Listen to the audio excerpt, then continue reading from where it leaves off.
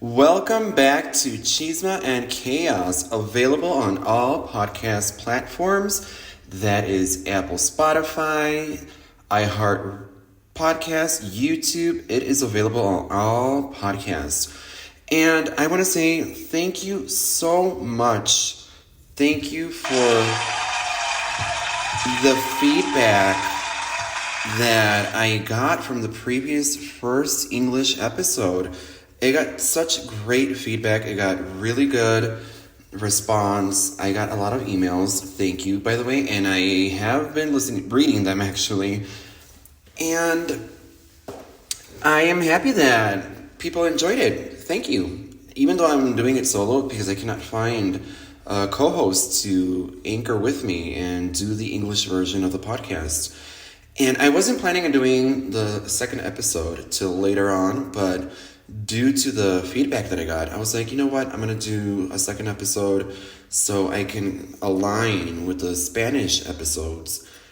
And the episode that I decided to do today is for Nightlife. That is right.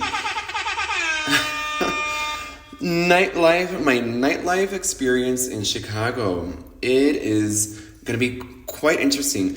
This is an episode that I have been so eager, McBeaver, to get my hands on. I've been writing a book, something that I haven't really told many people, but I've been writing a book, and I'm still not done with it because my life keeps turning, it keeps doing twists and turns, and I'm like, ooh, a new chapter.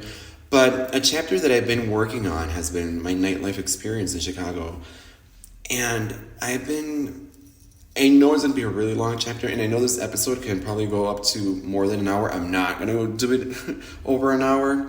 I'm going to just squeeze it all in and talk about my stories, about everything that I went through, my experience, how I started off, how it all went down. My disasters, my rookie era, my party animal phase, the burnt out veteran that I became right before I left Chicago. I am going to spill the beans. I'm not holding back.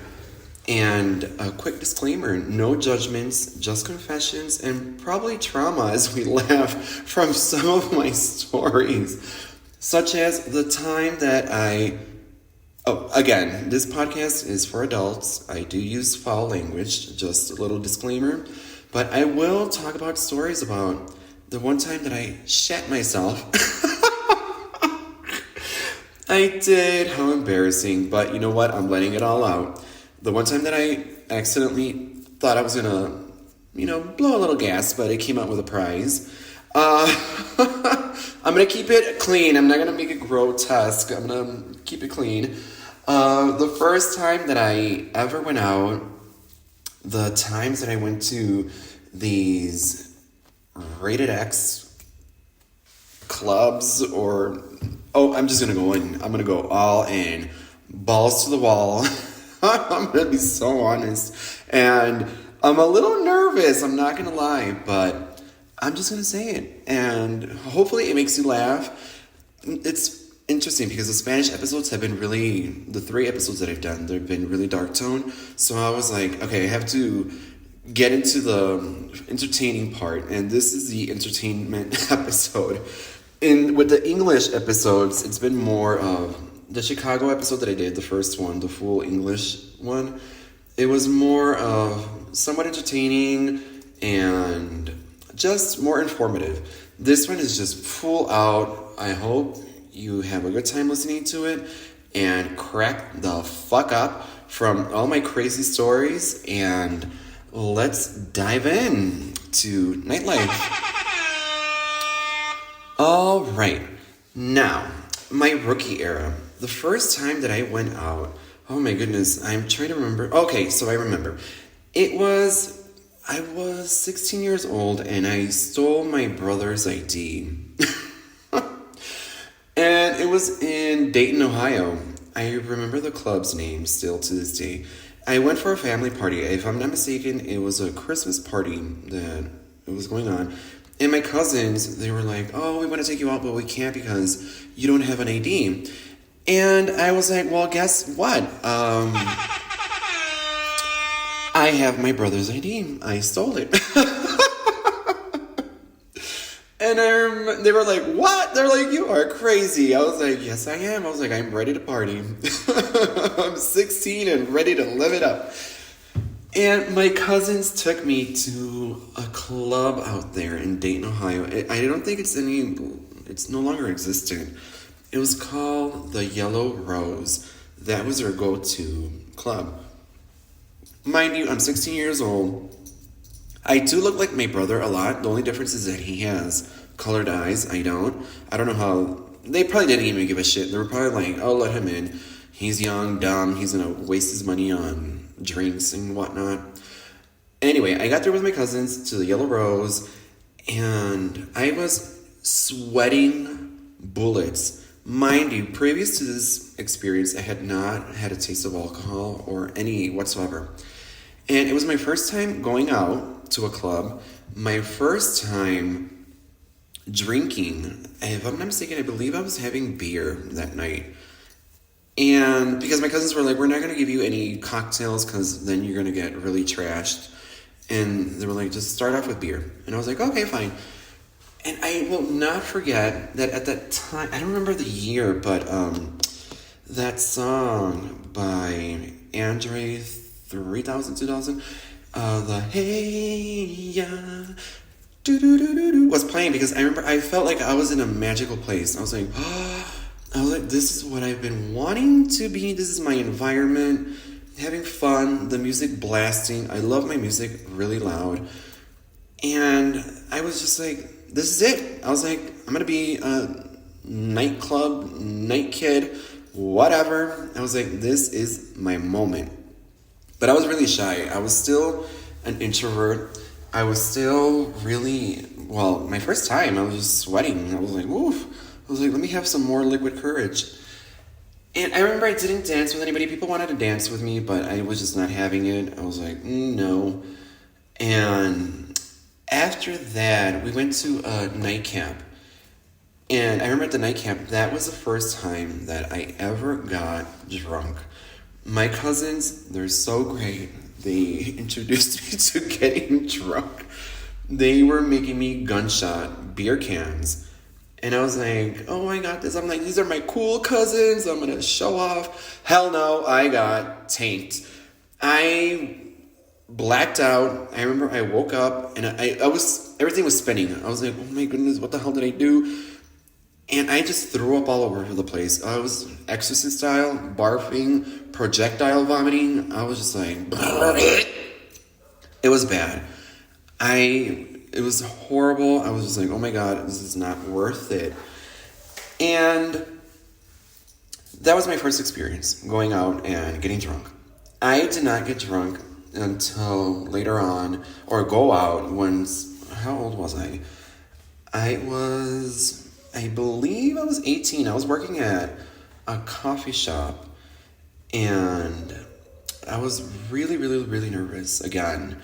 I was like, oh my goodness, I'm like, I hope I don't do the same mistake as I did the last time. But let's rewind to that experience. And rewind. So, my first time going out in Chicago, it was, in Chicago there's clubs that are half club, half bar. So I remember that I, again, stole my brother's ID. And it was with an ex-girlfriend. Yes, I did have a girlfriend. I do consider myself gay, but I did have a long-term relationship with a girlfriend that I had. And she was older than I was. She was 4 years older. And I remember I went to this /bar/club. And I was like, oh, let's get some drinks. And she was like, no. She was like, your brother's going to kill me if he finds out. And I was like, no, he won't. So we went to a 7-Eleven and we got 2 40s because I started off with beer, so I was comfortable with beer. I was like, okay, let me stick with beer. Beer will steer you clear, or so I thought. And we bought 2 40s. I literally chugged them. And I again got tanked. I was like, oh my god, wasted. And my girlfriend at the time was like, oh my god, you're drunk. What am I gonna do? We can't even go in because you're wasted. And your brother, he said he's gonna pick us up. I don't know if you're gonna be able to sober up by the time he gets back. And I was like, oh, I was just like, shut up. I remember I was literally on the street, laying on a rock, crying because I was panicking. Like all these emotions were just flushing on. And I was like, how the hell am I gonna explain this to my brother? And it wasn't even my girlfriend's fault. It was my fault because I convinced her to buy me beer. Because it's so funny. If you go to a liquor store with a fake ID, it's a lot harder to purchase the alcohol than it is to get into a nightclub. They don't really care. They're just like, whatever, he has an ID, a valid ID. He's going to end up spending his money, whatever. So buying liquor is a lot harder than getting into a club with a fake ID. Anyway, my brother came and picked me up, and he got so mad. He smacked me across the face, and he was like, I cannot believe you did this, and this is the last time I ever take you out. And I was like, okay, blah, blah. Again, it took another while for me to go out again. And I had gotten another job, and it was at another coffee shop because I was working. Oh, by the way, I missed out a point. So before I dig into my rookie era or my party animal phase or my burnout phase, I never, not once, did I do drugs in a club. I never did. It made me fearful. I was always afraid of drugs. And I'm being really honest, and as I mentioned, I'm not holding anything back. Only one time did I do an illegal drug, which was cocaine. I only did it once in my life, and I did not like it. I'm naturally hyper as it is. So when I did it, crazy enough, I was working at the coffee shop in downtown Chicago. And all my coworkers were above 21, and they were all into the Chicago nightlife scene. And I was, mind you, I was, 17? And that was the first time that I tried it, first and last time that I tried it. And I was sober. I was not intoxicated at all. I didn't like it. I was just like, okay, that was first time, last time.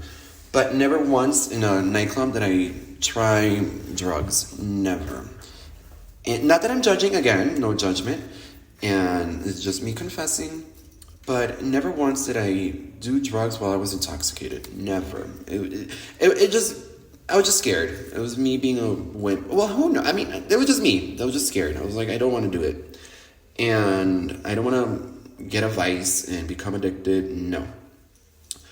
But that was just me. I was just like, I don't want to do it. Never did I. And I was never either promiscuous. I was a very controlled drinker. I would make out with just random people. I will admit that. I was a big old slut when it came to making out with people. But never did I hook up with people in a nightclub scene. Not once. I was like, I need to be clear-headed. That's one thing that I am. If I could be drunk as a skunk, but I can keep control of myself in that aspect when it comes to sexual promiscuity or drug intake. I'm really good at that. Anyway, back to my story. So I was working at another coffee shop, a really big coffee chain, and my manager she was a big nightclub person. And I know my manager, how bad is that? And she had mentioned to me, she was like, let's go to a nightclub. And I was like, well, I'm 18, I can't legally get in. And I had told her my story about my first time getting wasted. And she was like, why don't you just take your brother's ID? And I was like, let me do that. I was like, you are right on the point. And I took my brother's ID again. And hit up the club with her. I'll never forget the club that I first went to. It was an official, big nightclub. Well, not big, but it was legit. It wasn't a small town Dayton nightclub. It was a Chicago nightclub. It was a gay nightclub. And that nightclub was Berlin in Chicago's LGBTQ plus neighborhood, Boystown. And I remember I was really nervous, and I was like, oh my goodness, I'm going to a gay nightclub. I was like, this is gonna be interesting. And I went with my manager at the moment. And I was sweating. First of all, I was like, oh my God, the bouncer's not gonna let me in. He let me in. And then I was sweating because I was like, it's my first gay nightclub, second nightclub. And I was just like, I don't know what I didn't know what to expect. I got in there and it was like walking into A Night at the Roxbury, the movie. I was like, whoa. I was like, this is music that I grew up with. I was like, this is my type of fucking jams. And that's when I first started drinking cocktails, because I had a martini, and then I didn't drink beer that night. I was drinking cocktails. That was my first time. And I just let loose. I remember I got on stage, and I was dancing around like a little go-go dancer. And I remember a guy came up to me, and he was like, you should not be here, should you? And I was just like, what do you mean? I was already tipsy. I have really good memory. I could be drunk as a skunk again, and I could still remember everything. And I was like, what? I was like, whatever. I'm having a good time. Oh my God. And I remember I had braces at the time, and he tried to make out with me. And my braces, this is the first time also that I ever kissed a guy. And my braces like latched onto his lip, and I cut his lip. And he was like, what the fuck is wrong with you, dude? And I was like, oh shit. I was like, I'm sorry. And he was like, get the fuck away from me. I felt like shit that night. I was like, okay, the party's over. I was like, I'm done. And I told my manager, I was like, I'm done. I was like, I'm ready to go home now. And it was a mess. Then again, it took a while again for me to go out. Because it was like, oh no, I was like, I'm just gonna lay back, lay low. And then me and my manager, we wouldn't go to nightclubs. We would go to like a hole in the wall kind of bars and just chill, drink beer. And I wouldn't get wasted. I would enjoy that because it was just more relaxed. The music wasn't like blasting, which would pump you up and get you all hyped up. So it was just more relaxing. But then I met my ex-best friend, and I'll explain that later why he became my ex-best friend. But I met my party monster friend, and shit went down the hill. Literally.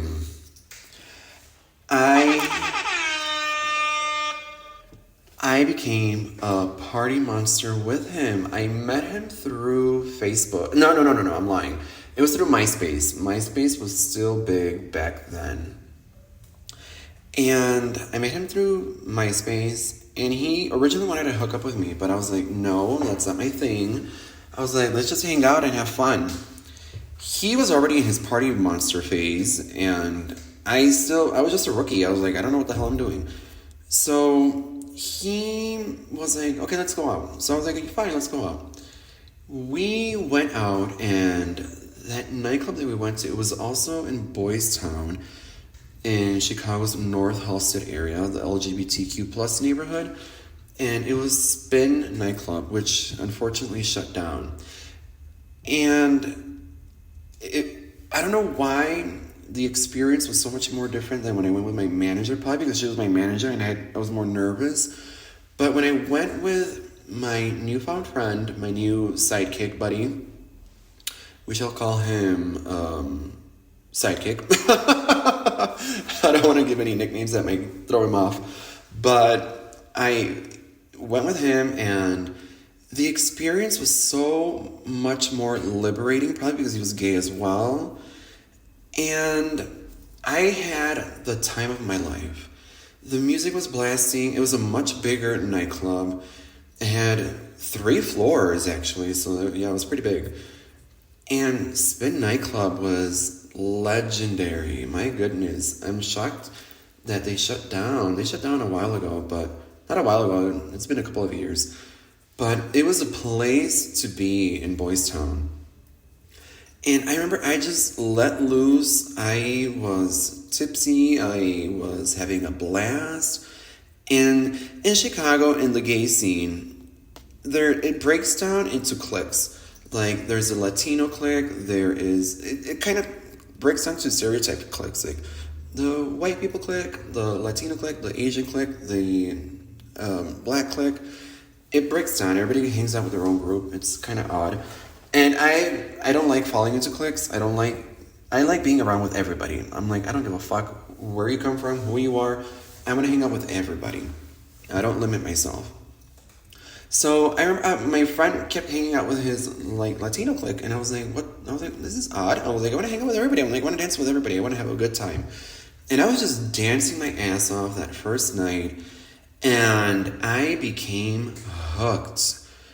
I became so hooked, and me and my sidekick just ran the night. I remember, my goodness, first it started off going out just every Friday. And then it became from every Friday and Saturday.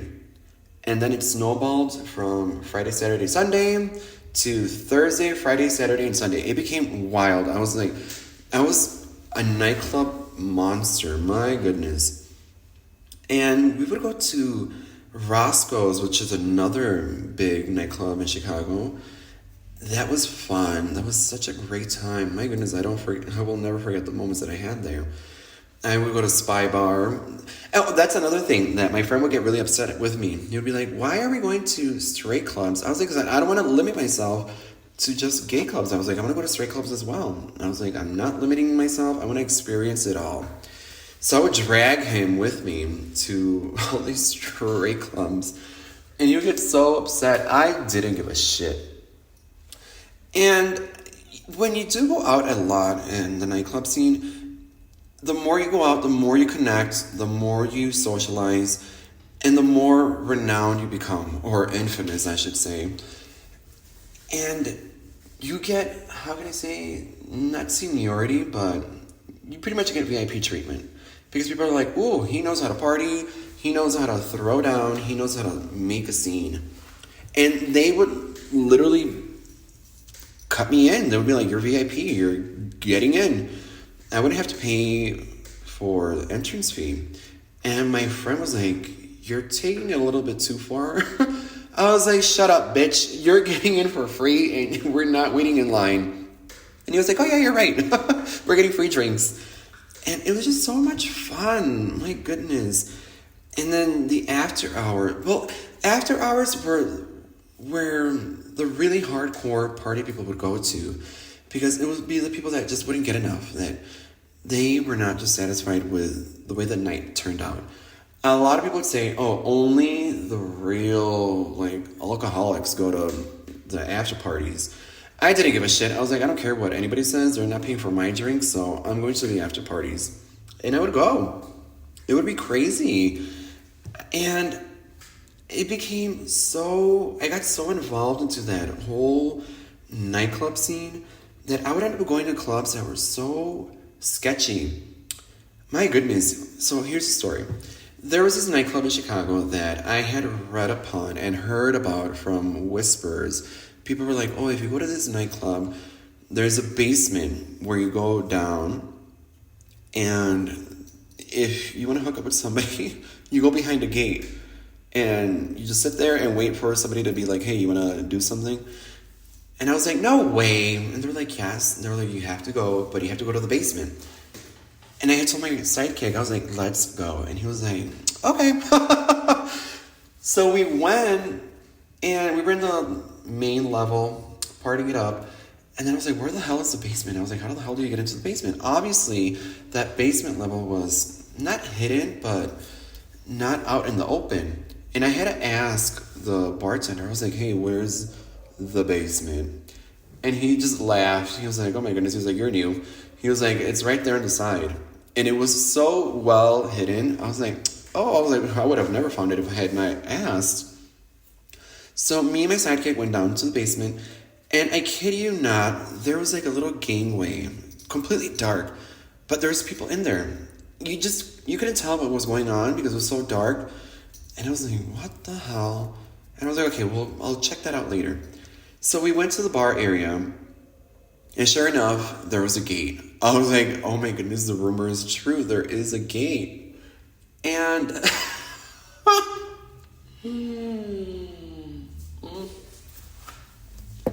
I told my friend, I was like, okay, I'll sit behind the gate if you go into that little gangway, the dark tunnel. And he was like, oh, okay. So I went behind the gate, I sat. Sure enough, somebody came up. And then another one came up and they were like, do you like to party? And I was like, duh. I was like, I'm here. Of course I like to party. But here's the thing. And I don't know if it's only in the gay scene or also in straight bars or clubs, whatever. If that lingo, there's a certain lingo. But party means like if you like doing like nightclub drugs. And I had no clue that that was the meaning. I was like, what? I was like, of course I like to party. I'm here. And he was like, yeah, party. And then as soon as he said that, I knew something was off. I was like, okay. I was like, well, you know what? You gotta go. And I told my friend, I was like, he asked me if I like to party. I was like, what a stupid question is that?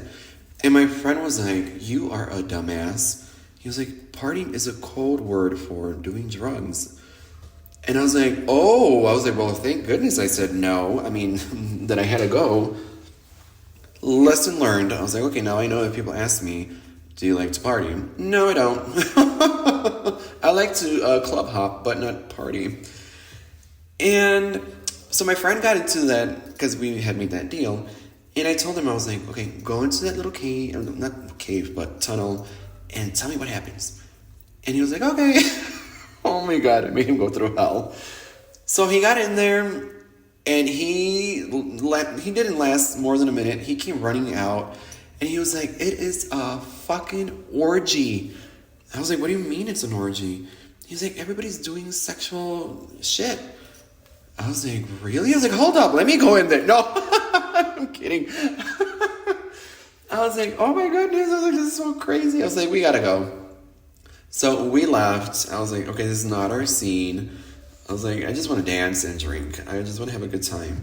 I ended up going to, there's a couple, because I ended up getting a really good job, again, back in Chicago downtown. I got a really, really good job. I was getting paid very well. I was making a lot of money. And I could afford going to all these nightclubs and all these places, spots that I would have not gone to. And I even made a bucket list with my sidekick. I was like, we're going to hit up these places and see and check them out. I pretty much went to all the nightclubs in Chicago. I mean, downtown area, not all of them in Chicago, obviously. That's too extreme. But the ones that were in the downtown vicinity, I went to them all.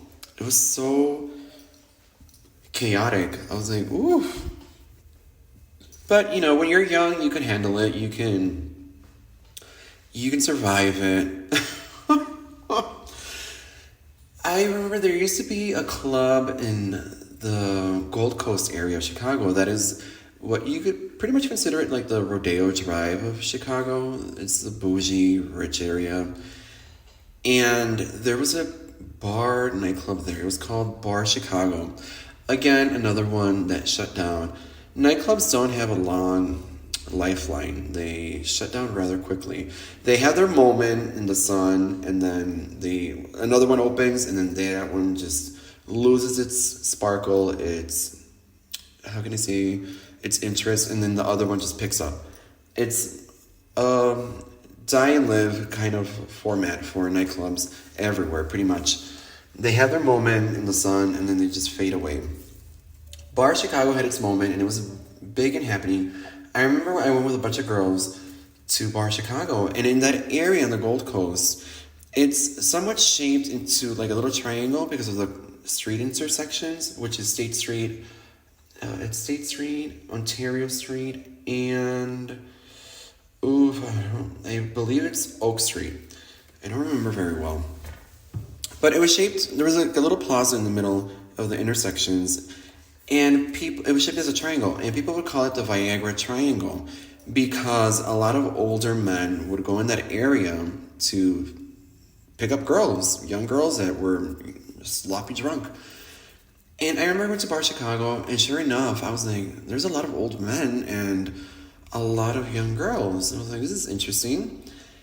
But the old men, they had money. They would buy bottles and get the girls drunk, and I was like, ooh, I was like, well, I'm not old and I don't have that much money, but I was like, what the hell do I do? And my friend was just like, oh, shut up. It's a Viagra triangle. I got tits and ass. We can get some sass and booze in this bitch. And I was like, well, work your magic. And sure enough, we got bottle service. We got VIP that entire night at Bar Chicago. That was an experience. I was like, this is interesting. Another memorable night that I can remember was with my cousin Mima. This is a little bit later down the line. Once I was like heading out towards my exit of my party mode, I went with her to, oh goodness, I don't remember that bar / nightclub. It wasn't a nightclub really much. It was more of a bar. But it had a dance floor and it had mirrors all over. And I remember I was going with her friends and I was like, I was really pudgy in that moment. I was like, I need to lose weight. So I started drinking this weight loss thing. It was called nopalina. It's flaxseed. It helps you, it supposedly cleans your intestine and it makes you lose weight really quickly. And I was like, let me try that out. So I remember, 3 days prior to me going out with my cousin, I was like, okay, I'm going to drink nopalina and I'm going to lose some weight and I'm going to look amazing. So I did that and I didn't have any stomach problems. I was like, okay, everything's fine. I'm good to go. And I did lose weight. I will say that. It does work. And I went with my cousin to this, what was it called? I believe it was called Tequila Rose. My goodness, any club or bar that's called Rose or with a name Rose, it's a bad experience for me. Yellow Rose and now Tequila Rose. And we went there, or was it 5 stars? I don't remember, but something like that. And we went there, and I was like, ooh, I feel slim, I feel fit, I feel skinny, I feel great. And I was dancing, and it was a straight bar club, and I was like, okay, I'm going to have the time of my life. And since there were so many mirrors up against the wall, I was like, I'm going to dance by myself since there's no gay people here. And I was dancing by myself, and I was like, I feel really gassy, because we ate tacos prior to going to the club. And I was like, and I had some beans and rice. I was like, I'm getting gassy. So I was like, okay, let me distance myself from the crowd and just dance against the wall with the mirrors by myself and pretend I'm sexy. And I was like, okay, let me gas trail the club. I think I'm gonna let loose my gas. I was like, I got this. I was like, nobody's gonna find out that I blow a fart in the club. So I let loose, and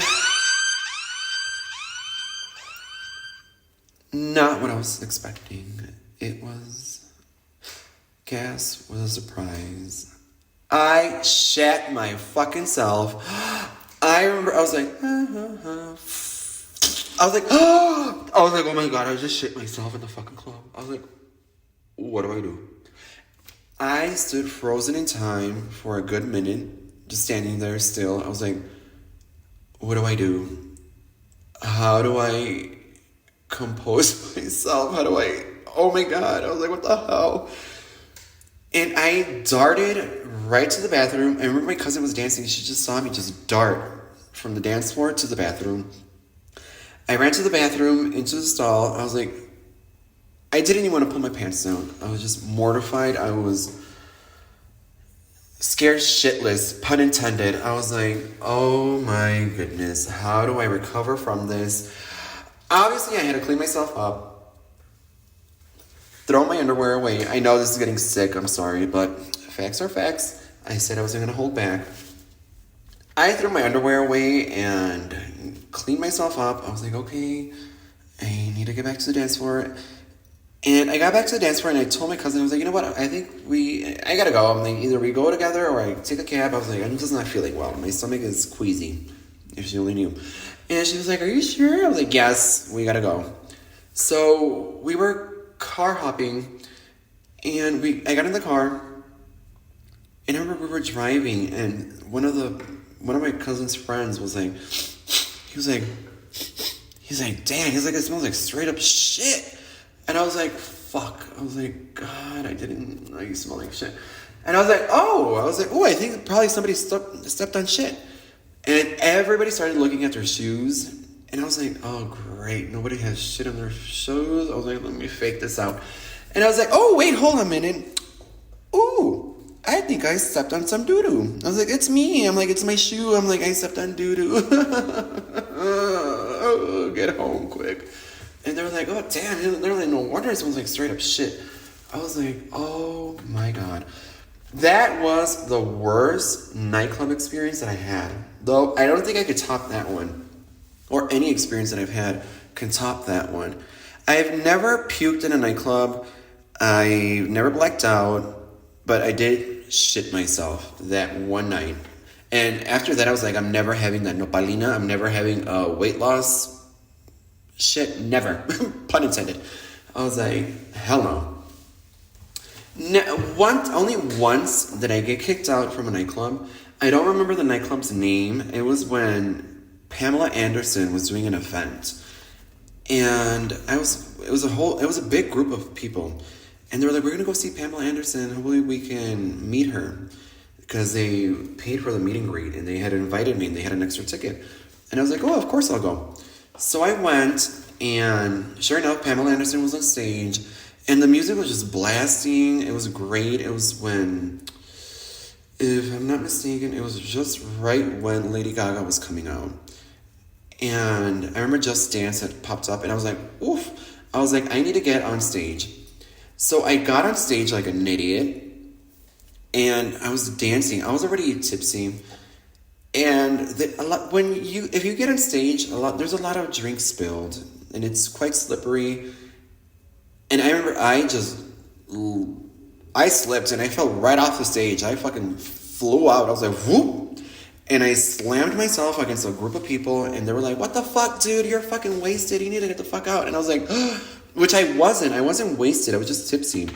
And I was like, shit. I was like, no. I was like, I fell from the stage because of all the drinks that are spilled. I was like, it's slippery. Not my fault. And the security guard came right at me. And he was like, you gotta get out. I was like, this is the first time that I get kicked out of a fucking club. And sure enough, they kicked me out, and they kicked all my group out because they were trying to defend me. They were trying to not get me kicked out, but they ended up getting kicked out as well. That was the first and last time that I hang out with them in a group setting. They were so mad at me because they had bought tickets, and they did not get to meet Pamela Anderson. I was like, oh, who the fuck cares? I was like, it's Pamela Anderson. I'm like, you can meet her at another club. She goes out everywhere anyway. They were just not having it with me. I was like, whatever. I was like, learn my lesson not to get on stage. And, oh my goodness, that was a funny one. With my friends, my goodness, if my friend hears this, she's going to be like, I cannot believe you just shared that. Because I'm a person that likes to get on stage. And I just love to just dance my ass off and live the moment. My friends don't like doing that. They're more conservative and they don't like getting on stage. They're like, you're calling for too much attention.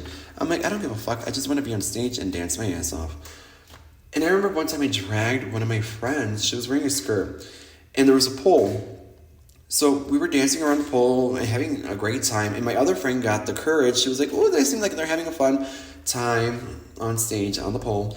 So she got up on the pole as well, and she was wearing really high stilettos. Again, that stage area was really slippery. She slipped and banged her coochie, and I remember me and my friend were dancing. We just saw her like slide down the pole, and her face was just like, and we were like, are you okay, girl? While we were dancing all over her. Are you okay? Everything's okay. Come on, get up. We're dancing. The music is blasting. Come on, get up. And she was like, we gotta go. And when we saw her legs, like, right smashed through the pole, we were like, ooh, she had a boo-boo. So we picked her. Oh, she will not forgive me and my other friend for that moment. But we crack up now at it. We laugh at it.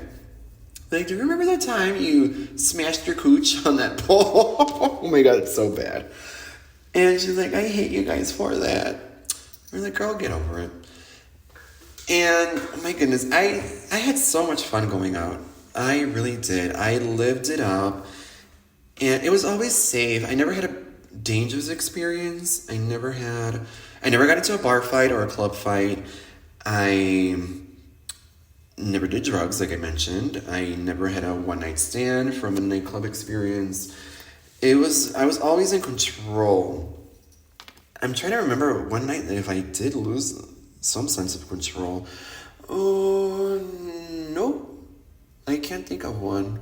Well, one time, I remember I went for our 21st... No. It was for an engagement party, and they invited me, and I was like, okay, I'm gonna go. And I went, and I was dancing, having a good time, and then the fiance, the girl, the groom-to-be... yes. No. The bride-to-be, I'm sorry. The bride-to-be was like, oh, can I talk to you in private? I was like, okay, sure. And she was like, this is our last night for me and my fiance to have fun. Would you be interested in doing a threesome? I was like, no. I was like, I'm not doing that. 4 shots in, I was like, okay, let's do this. My inhibitions were out the window. And yeah, I was like, fuck it. We're doing this. That's a story for another episode of probably like sexual encounters or whatnot. But yeah, I think that was one time that I had 4 shots. I was like, I need to get some liquid courage. That's only one time, but I knew these people. I was like, it wasn't strangers, they were friends. And that's something that I have to touch on in another episode. But yes, I think that's only one time that I was being a slut. And yeah, but then as time goes by, the older you get, you just don't hang as much. I remember the last time, my last hurrah, I had gone out with somebody that I was dating. It was for a Halloween party. Goodness, Halloween parties can be crazy. And I went to a Halloween party at, what was it? It was at a nightclub called Hydrate in Chicago. And they would close, it was considered more of an after hours nightclub because it would close at 5 a.m. And I stayed there with my partner at the time till 5 a.m. And I had to open the store. I was a manager. What a horrible manager was I. I had to open the store at 8 a.m.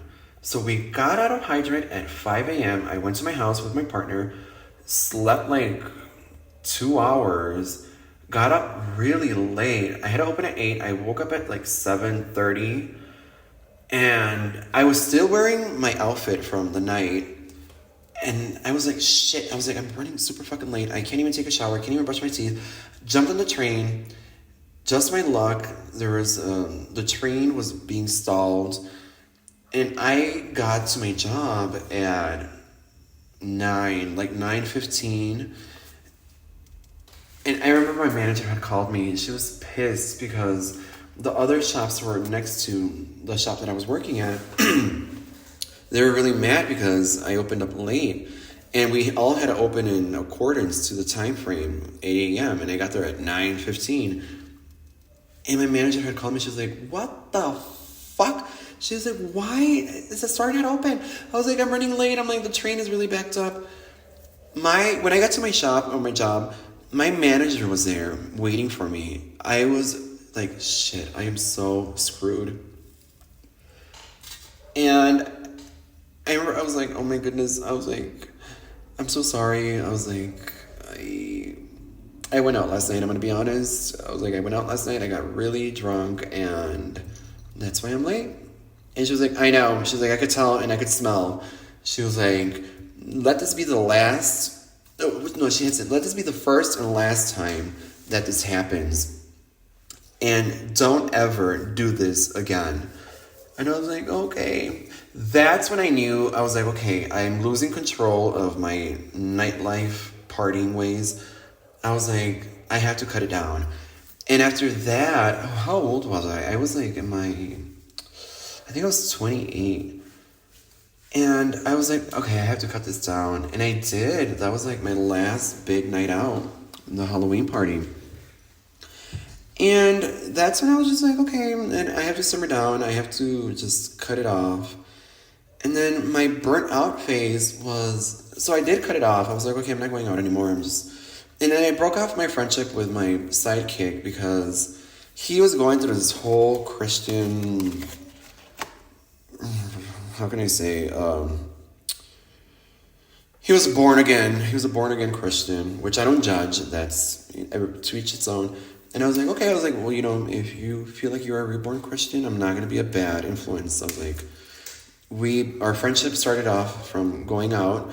And then once we both started going out, we realized that we didn't really have much in common. The only thing that we had in common was the nightlife scene. And we just parted ways amicably. We didn't end up in bad terms. And that's when I was like, okay, I'm not going out anymore. I'm like, if I do go out, I'm just going to be to a local bar. And the last time that I did try to go out in Chicago was right before I moved to Mexico.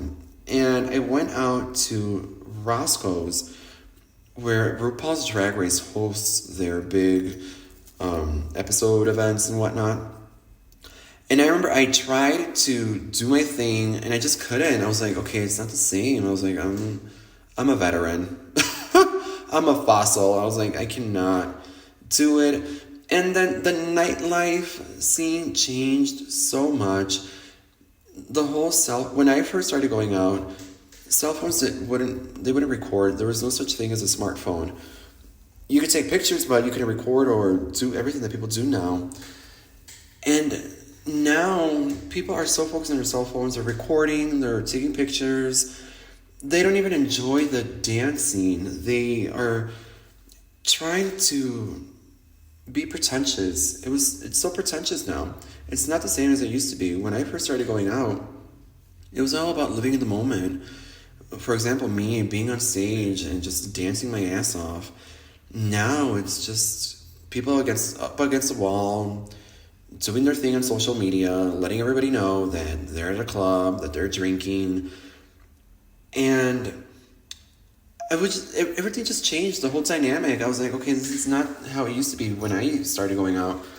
I was like, I don't want to be on the phone. I don't want to be recording. I don't want to be taking pictures. I just want to live it up. And I just stopped. To this now, it is really, really rare when I go out. And if I do, I feel like an old fossil because I'm criticizing people. I'm like, what the hell are they doing on their fucking phone? They should be dancing, not up against the wall. And it just didn't go well. When I moved to Mexico, I tried to check out the night scene.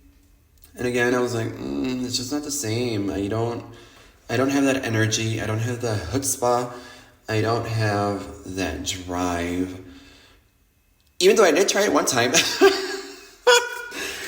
And I think I threw a lot of people off because I got on stage and then I got on top of the speaker, and I was just dancing and doing my thing like I would when I was young. And everybody was just like, what the fuck is he doing? And everybody was on their phone like, oh my god, somebody's on top of the speaker. Oh my goodness, another funny story. I went to a strip club out here. I was so bored. I was like, I need to turn it up. I mean, I can be the life of the party. Woof. To this day, I still can. I still have it in me. I still have some snap in my garter. I went to a strip club, and I was like, okay, this is quite boring. I'm like, let me spice it up. I got on stage, and I did my thing. I was dancing up on that pole, twirling around. I was trapezing. I was doing my thing, and people were throwing money at me. I was like, ooh. I'm like, wait a minute. I was like, I'm at a strip club. How the hell am I getting money? I don't know how I didn't get my ass whooped that night. I guess people took it as a joke. And I was just laughing and giggling and doing my thing. But yeah, that was the last time that I actually went out here in Mexico. I was like, okay, I put myself in danger. I was like, I cannot be doing that. So that was the last time that I went out here in Mexico. The nightlife experience here in Mexico, I feel like it's more reserved. The times that I would come to Mexico and visit, and I would go out with my cousin, the one that got me drunk the first time, people would always be so shocked. They would be like, what is he doing? Because in the US, people just don't give a fuck. People are more careless, more willing to do crazy shit. Over here, people are a little bit more reserved because it's a lot about gossip, chisma. So people don't want to end up getting burned.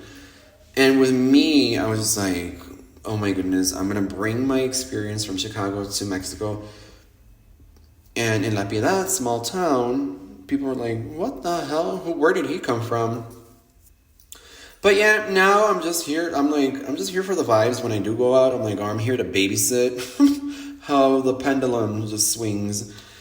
And the new generation has taken over, has been recording, taking pictures. It's not the same as the older generation. I have friends that try to drag me out, and I'm just like, oh no, I'm like, I'd rather be at home, watch a series or watch TV, or just drink at home and have fun on my own. I'm like, damn, it was fun, but it's exhausting now. I just can't do it. And I can see why people that, I have a couple of friends that still go out and still do it, like, party hard. I can see why they do it. I mean, they're chasing the dopamine effect, or the fear of missing out, or avoiding reality. You know, clubs, is it fun? And it is. It's an escape if you think about it, but it's so ephemeral. It is really temporal. And there is people that know how to control themselves when they go out. Like, I was pretty good at it. I did get overboard when I started going out from Thursday to Sunday. That was extreme. But I wouldn't get wasted and trashed. You wouldn't see me on the floor or passed out or blacked out. I was really in control with my nightlife style. I didn't cross my boundaries. I kept my composure. But I did cross the line going out way too much. I really did. That's when I remember my mom had told me, she was like, you're overdoing it. Even my dad told me as well. But you come to an age where you're just like, enough is enough. The party has to end. And it ended. You learn a lot from it. You meet a lot of amazing characters, a lot of amazing people. In Chicago, I got to meet a lot of club kids that unfortunately I lost touch with them. But you meet so many wonderful people temporarily, but you do. And you have to come to a point where you have to say the party has to end. I don't remember who. A nightlife personality in Chicago who, may he rest in peace, Jojo Baby. I remember he had told me, he was like, if you're not a nightlife character or personality, he was like, once you're over 28, the party has to end. He was like, because you look a little bit ridiculous going out. But if you are a nightlife personality or a promoter or a character that gets paid, if you get money out of going out, because a lot of clubs will pay characters, personalities, people that will amp up the environment, they do get paid. And he was like, if you do get paid, he was like, your limit should be at least once you hit 35. Past 35, you look ridiculous, even if you're getting paid. And I remember I was like, well, I don't want to hit that phase. I was like, I'm done. I was like, I'm over it. And I did. It was over for me. And I just stopped. And yeah, my goodness, I could make this podcast way longer, but I'm not, because I'm trying to keep it to the limit. And funny story, like, I shat myself, my friend hit her cooch in the pool. There's so many more. I could probably do an episode 2 of it. I will try to, because there's so many stories. My goodness, that's not even scratching the surface. That's just only the tip of the iceberg. But I'll see if I do an episode 2. Let's see if I can get inspired. I feel a little uncomfortable talking to myself, but I don't mind sharing my stories. And the Spanish episode, I will talk more about my experience in here in Mexico. I'll try to mix both experiences. And I mean, if you thought my nightlife in Chicago was wild, wait till you hear my Mexico experience. If you're bilingual, listening to La Vida en Noche. It's a play on the French term, which is La Vie en Rose. So I put it as La Vie en Nuit, which is La Vida en Noche in Spanish. And lessons learned for me was, if you can survive your nightlife phase, you can survive anything, really. My goodness, I pulled so many benders, and from Thursday to Sunday, my God, I don't know how the hell I did that. There's no way in hell I could do that now. No way. If I don't really get drunk anymore, because I don't drink that much. I cut down on my drinking. But if I do get drunk, forget it. That hangover will last 3 days, and I'm just like, I'm not having it. So, yeah, no more to that. But I hope you all enjoyed this episode, and if I do make an episode 2, it will be later down the line, and yes, lesson learned. If I could give a tip to anybody that's still doing the whole nightlife scene, what would it be?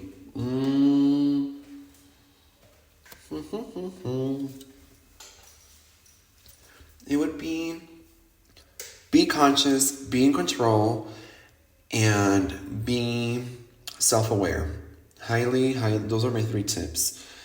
And one tip, if you're just starting off your nightlife experience, one thing that I would always do before entering a nightclub or any party or event, this is a lesson that I learned from the great Queen of the Night from New York City back in the 80s, Diane Brill, is before you walk into a nightclub, always walk in and picture that back wall or the wall that's at the end of the club, whatnot, and imagine something that you like. It could be diamonds, food, anything, something that you're passionate about.